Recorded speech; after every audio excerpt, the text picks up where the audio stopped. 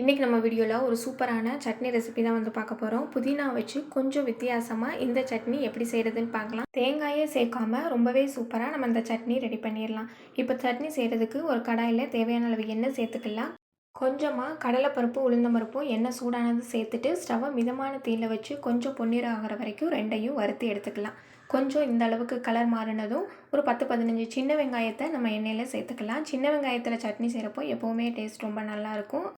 வெங்காயம் கொஞ்சம் கலர் மாறுற வரைக்கும் நம்ம கலந்து எடுத்துக்கலாம். வெங்காயத்தையும் பருப்பையும் ரொம்ப மிதமான தீயில வச்சு இதை மாதிரி வதக்கி எடுக்கணும். அப்போ தான் வந்து பருப்பும் அந்த வெங்காயமும் தீஞ்சு போகாமல் நல்லா ஒன்று போல் நமக்கு வதங்கி வரும்.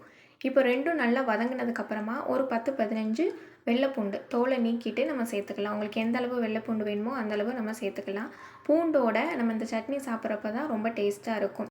புதினா சட்னிக்கு தேங்காயோ இல்லைன்னா பருப்பு இந்த ரெண்டுத்தில் ஏதாவது ஒன்று சேர்த்தா தான் நமக்கு அந்த இலைலாம் நல்லா அரைஞ்சி கொஞ்சம் நல்லா திக்காக இருக்கும் சட்னி.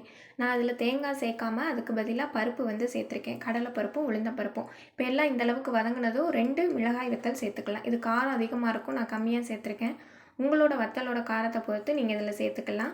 இப்போ கொஞ்சமாக புளி சேர்த்துக்கலாம். புளி சேர்க்கும் போது சட்னிக்கு கூடுதலாக சுவை இருக்கும். எடுக்கக்கூடிய தக்காளி புளிப்பு அதிகமாக இருந்தால் புளி சேர்க்க வேண்டாம். நான் மிதமான புளிப்பில் இருக்க தக்காளினால் கொஞ்சமாக புளி சேர்த்துருக்கேன். ஒரு 3 மீடியம் சைஸ் தக்காளியை நல்லா சின்னதாக கட் பண்ணி சேர்த்துக்கலாம். இப்போ தக்காளி கொஞ்சம் வதங்குறதுக்காக உப்பும் சேர்த்துட்டு தக்காளி வந்து லைட்டாக வதங்கினா போதாது, நல்லா மசிஞ்சு வர அளவுக்கு இந்த அளவுக்கு வதங்கினதும் கொஞ்சமாக இதில் மஞ்சள்தூள் சேர்த்துக்கலாம்.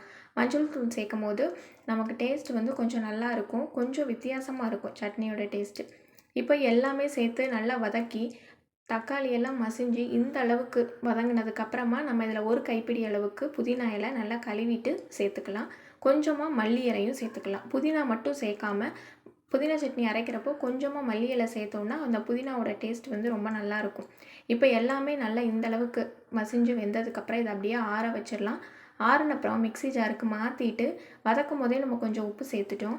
அதனால் கொஞ்சமாக இப்போ அரைக்கிறதுக்கு உப்பு சேர்த்தா போதும். ஃபஸ்ட்டு தண்ணி சேர்க்காம நம்ம தக்காளியில் தண்ணி விடும், அதை வச்சு அரைச்சிக்கலாம். தேவைப்பட்டால் கொஞ்சம் தண்ணி சேர்த்து இந்த அளவுக்கு ஸ்மூத்தாக அரைச்சிட்டு வந்துடலாம். இப்போ சட்னி உங்களுக்கு எந்த திக்னஸ்க்கு வேணுமோ அந்த அளவு பார்த்துட்டு தண்ணி சேர்த்துக்கலாம். இப்போ சட்னி அப்படியே பவுலுக்கு மாற்றினதுக்கப்புறம் சட்னி எந்த திக்னஸ்க்கு வேணுமோ அந்தளவு பார்த்துட்டு நம்ம தண்ணி சேர்த்துக்கலாம். நான் இந்தளவு திக்காக தான் ரெடி பண்ணியிருக்கேன். இப்போ கடைசியாக கடுகு உளுந்தம்பருப்பு கருவேப்பிலை போட்டு தாளித்து நம்ம சட்னியில் சேர்த்துக்கலாம். இந்த சட்னி ரொம்பவே சூப்பராக இருக்கும். இது இட்லி தோசை எல்லாத்துக்குமே நல்லாயிருக்கும். கண்டிப்பாக நீங்களும் இந்த புதினா சட்னி இப்படி ட்ரை பண்ணி பாருங்கள். வீடியோ பிடிச்சிருந்தா ஒரு லைக் பண்ணுங்கள்.